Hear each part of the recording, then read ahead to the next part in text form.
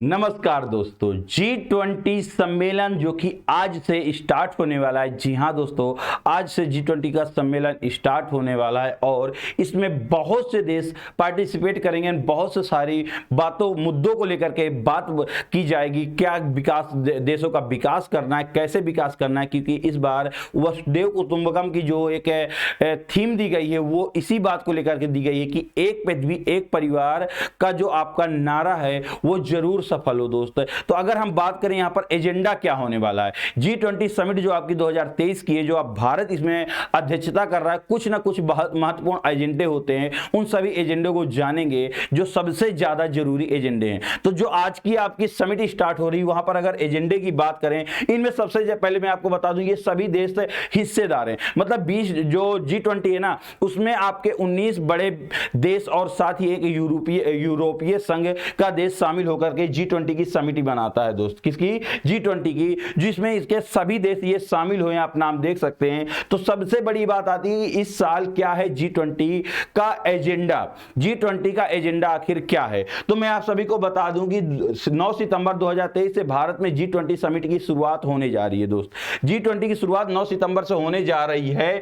इसमें इसके लिए सरकार ने कमर कस ली है। G20 में बड़ी बड़ी शख्सियत मौजूद होंगी, बड़ी बड़ी शख्सियत मौजूद होंगी, जिनमें से मैं आपको कुछ को दिखा रहा हूं, कुछ को आप देख लेंगे। यहां पर देखेंगे तो प्रधानमंत्री नरेंद्र मोदी भारत से हैं। उसके बाद जो बाइडेन अमेरिकी राष्ट्रपति, ली कियान चीन के प्रधानमंत्री, एनुअल मैक्रो फ्रांस के राष्ट्रपति, ऋषि सुनक प्रधानमंत्री ब्रिटेन जो कि कल आपको आ चुके हैं, शाम को आपके ऋषि सुनक आ चुके हैं। उसके बाद यहां बात करूं, ओलाफ स्कोला जर्मनी के चांसलर हैं, जॉर्जिया मेलोनी पीएम है इटली की भाई, शेख हसीना पीएम है बांग्लादेश की, ली सीन लुंग पीएम है सिंगापुर के, फूमियो किशिदा जापान के पीएम है। ये सभी भारत में आ चुके हैं और इसी के साथ में शुरुआत हो चुकी है G20 समिट की दोस्तों।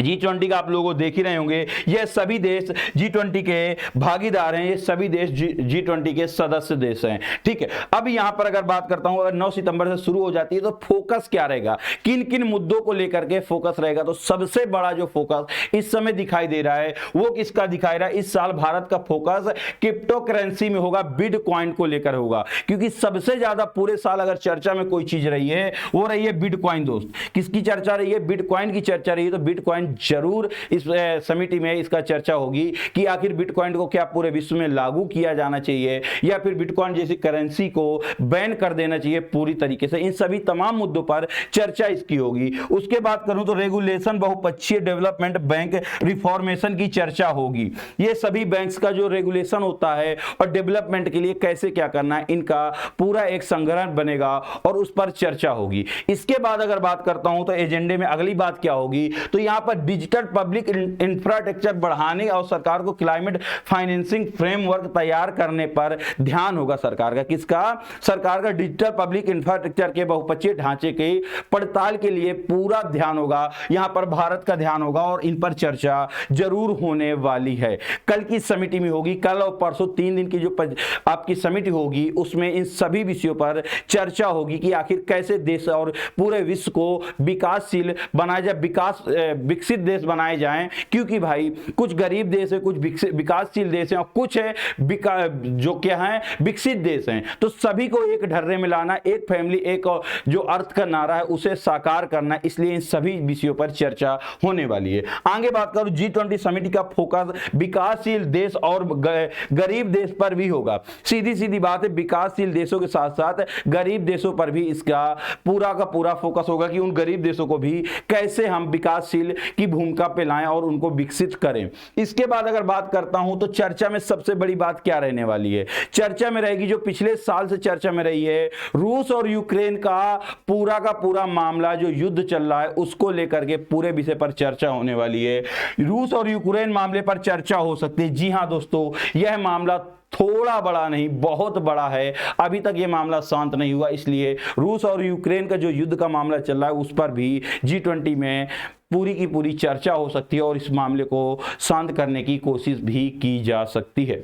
इसके बाद बात करूं फूड सिक्योरिटी, एनर्जी सिक्योरिटी। भाई साहब खाने को लेकर के काफ़ी चीज़ें आई कि मिलावटी खाना ना हो, लोगों को सही खाना पोषण तत्व तो मिल सके, इस पर भी चर्चा करने का पूरा मुद्दा तैयार किया गया है और इस पर भी चर्चा करेंगे सभी देश मिल करके। आगे बात करता हूं तो किस पर चर्चा हो सकती है, तो देशों के कर्ज पर। किस पे? देशों के कर्ज पर। जो देश कर्ज लिए हुए हैं उन पर भी चर्चा होगी, देशों के कर्ज पर चर्चा होगी, क्लाइमेट चेंज पर चर्चा होगी, वर्ल्ड बैंक IMF के में सुधार पर फोकस होगा। किस पर? IMF का और वर्ल्ड बैंक में सुधार पर भी फोकस होने वाला है दोस्त। उसके बाद अगर यहां पर आगे बात करूं तो रूसी राष्ट्रपति व्लादिमीर पुतिन और चीनी राष्ट्रपति शी जिनपिंग अनुपस्थित रहेंगे एंड मैक्सिको के राष्ट्रपति भी अनुपस्थित रहने वाले हैं। इन 3 देशों के राष्ट्रपति G20 समिट में हिस्सा नहीं लेंगे, उनकी जगह पर कोई और आएगा G20 में भाग लेने।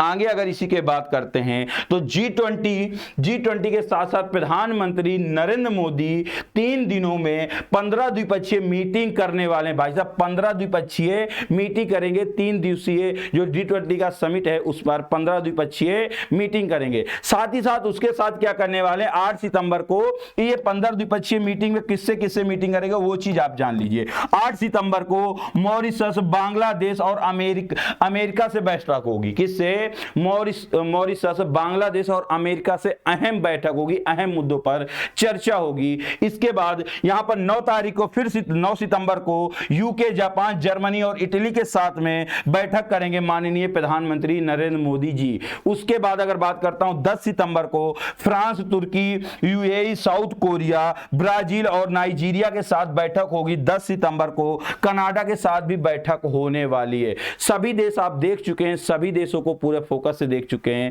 तो इन सभी देशों में 3 दिनों में 15 द्विपक्षीय मीटिंग करेंगे एंड बैठक करेंगे और तमाम बड़े मुद्दों पर चर्चा करने वाले हैं माननीय प्रधानमंत्री नरेंद्र मोदी।